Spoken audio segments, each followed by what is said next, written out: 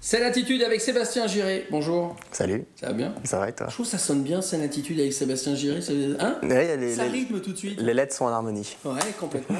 Bon, parlons de toi. Ça a commencé il y a 6 ans? C'est ça, 6 ans. T'étais tout petit, tu sortais de l'adolescence? C'est ça. On a l'impression. Ouais. Mais non, parce que j'ai quand même... j'ai presque 30 ans, donc tu vois, j'ai commencé à 24 ans. Respect, alors. Ça, On va se dire vous. Merci. Non, mais j'ai fait un petit... c'est pas vrai. Comment ça a commencé? Eh ben, j'ai commencé à la sortie de l'école de théâtre. J'ai fait 2 ans au cours Florent. Ouais. Et puis, j'ai commencé ma 3e année. Et en parallèle, j'ai commencé mon spectacle. On m'a proposé dans un petit théâtre qui s'appelait le Bout à l'époque. Maintenant, ça s'appelle La Cible. On m'a proposé de faire une scène ouverte. Donc, j'ai passé 1 ou 2 sketchs et puis ça leur a plu. Et du coup, ils m'ont proposé tout mon spectacle. Quand on rentre au cours Florent, en général, on a envie de faire du cinéma, du théâtre, on a envie d'être en groupe, en troupe, en compagnie. En général, ouais. En général, ouais. Alors, non, franchement, je suis rentré avec comme objectif à la sortie de faire du one-man show. Ouais. Et quand tu dis ça aux professeurs, tu sais, au début de l'année, ils connaissent personne. Alors, présentez-vous, machin. Alors, moi, je vais faire du one-man show.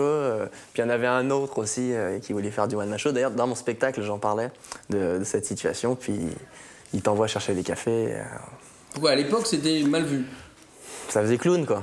Ouais. Un peu bouffon. Qui t'a donné l'envie de le faire? Parce qu'on découvre que tout jeune déjà tu voulais le faire. Qui t'a donné envie? C'est le spectacle de Dubosc qui s'appelait Je vous ai pas raconté. Parce que j'étais pas trop calé humoriste, je regardais pas spécialement, quoi. Et c'est vraiment son spectacle où j'ai vu la façon dont il faisait ses blagues avec toujours une surenchère sur la fin. Je trouvais ça extraordinaire, le mécanisme de son écriture. Et je me suis dit, mais en travaillant avec du temps et tout, je dois pouvoir faire la même chose. Et puis, je me suis lancé. Si tu devais décrire ton humour en quelques mots, ce serait? Ce serait un mélange d'absurde, de jeux de mots et d'humour noir. J'aime bien parce que tu donnes pas de nom d'humoriste. Tu aurais pu dire c'est un mélange de machin, de trucs et de bidules. Non. Bah, c'est bien. J'essaye vraiment de surtout pas me rapprocher de quelqu'un. Alors forcément, ça va peut-être te faire penser à quelqu'un, dire ah oui, il y a un petit peu de Semoun, un petit peu de Dubosc, j'en sais rien. Mais dès que je vois que je me rapproche d'une façon de jouer ou d'un style, ou même si c'est pas indépendant de ma volonté, j'essaie d'éviter, quoi. Tu sais quoi? On va te regarder tout de suite et je suis sûr que tu vas être toi. Tout de suite, moi? C'est parti. Coucou. Mouah. Oui, je sais que je suis en retard. J'étais à l'enterrement de Nicolas. Mais je t'ai rapporté des fleurs. Tada! Fraîches, je les ai prises sur la tombe. Pour me faire pardonner d'être en retard à notre anniversaire de 2 ans ensemble. De 3 ans ensemble. Mais oui, mais Nathalie, mais de toute façon, 2 ans, 3 ans, c'est long.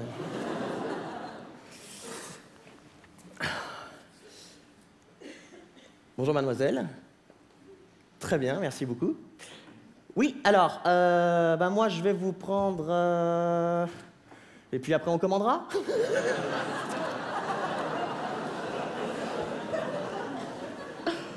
Oh, c'est une blague, Natouille.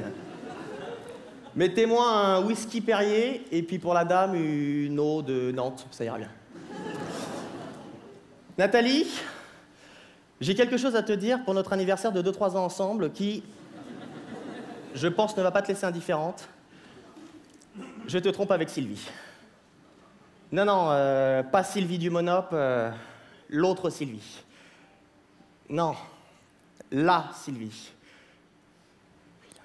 Ta petite sœur Sylvie, ça te dit quelque chose? Oh, mais non! Me pleure pas pour ça, mais c'est pas grave! Ça arrive de confondre les Sylvie.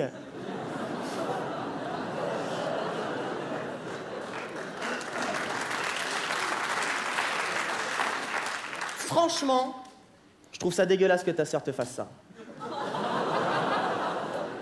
Et je lui dis, hein, mais j'arrête pas de lui dire à chaque fois, Sylvie, pas bien. Moi, Jamais je ferais ça à ma sœur.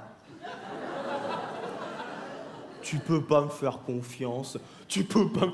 Je suis en train de te raconter toute la vérité. Ça veut bien dire que tu peux me faire confiance. Mais j'ai toujours été honnête avec toi, Nathalie. Dès que tu pues de la gueule, je te le dis. Mais c'est pour ça que je te le dis tout le temps. C'est de l'honnêteté. Et puis je te l'ai toujours dit quand je t'avais trompé. Après que tu le découvres, d'accord. Si tu t'attaches à des détails, à ce moment-là, moi non plus, je peux pas te faire confiance. Ton régime ultra-diète. Hein? Tu sais, le régime qui m'a coûté la peau du cul, là, alors qu'il était censé ôter l'excès de gras du tien.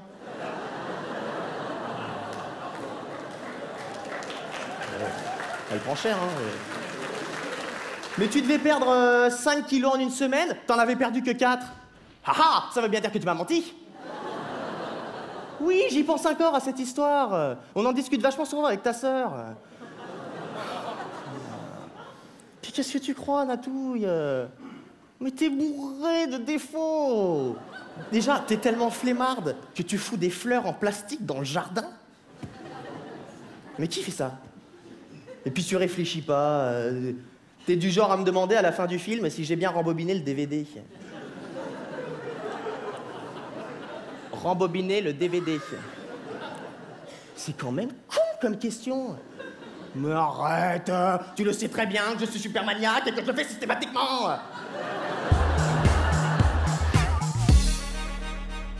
Alors tu travailles comment? Alors, je travaille avec un dictaphone, déjà. J'en ai même 3 pour te dire, parce qu'il va falloir s'il se pète. Il y en a un dans la bagnole, dans la poche, et Voilà. un dans les toilettes à la maison.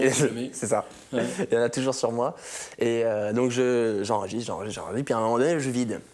Et quand je vide le dictaphone, eh ben, tu te rends compte que sur une période de 3-4 mois, tu as des idées qui se recoupent en fait. Et comme ça, j'arrive à construire un personnage, et je mets tout ce qui peut aller ensemble, et je le mets, et je crée un personnage, tu vois. Et donc, tu bosses tout seul? Et je bosse tout seul, sauf depuis que j'ai commencé le nouveau spectacle. Je travaille maintenant avec un metteur en scène, qui est un pote humoriste qui est excellent, qui s'appelle Julien Schmitt. Et c'est vrai que c'est finalement indispensable d'avoir un œil extérieur. Moi, je m'en rendais pas vraiment compte. Et puis maintenant que c'est le cas, ça va tellement plus vite, c'est tellement plus facile. Et je travaille aussi avec une jeune fille qui s'appelle Athénaïs Régnier et qui, elle, fait plus de la collaboration artistique, qui assiste aux représentations et qui, les moindres détails, elle met tout de suite le doigt dessus et déjà sur le lendemain, on a changé ce qui n'allait pas, tu vois. C'est ça. Ouais. Voilà. Ton meilleur conseil.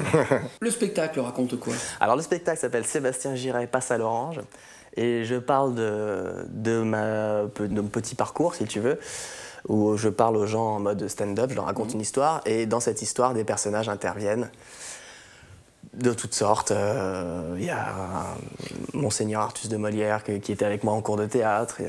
Je joue un policier où j'explique aux gens que comme on m'a pas donné de rôle dans une série policière, moi je fais ma série policière. Je me joue moi-même dans le futur. Je m'imagine là où je serai dans 30 ans.